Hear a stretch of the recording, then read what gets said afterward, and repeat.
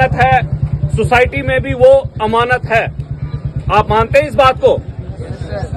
तो अमानत में खयानत करना किसी भी महज़ब में जो है वो मना है।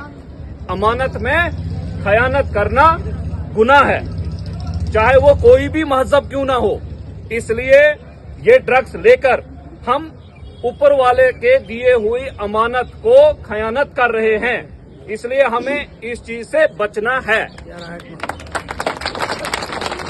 दूसरा उदाहरण, दूसरी बात मैं आपके साथ ये शेयर करूंगा कि आप गॉड को, अल्लाह को, भगवान को, वाहे गुरु को मानते हैं, आप उसको पूजते हैं, नमाज पढ़ते हैं, इबादत करते हैं या नहीं? उसके लिए जिस्म का पाक होना बहुत जरूरी है, हर मजहब में है या नहीं है? और नशा जो है वो नापाकी है, नशे से इंसान नापाक होता है।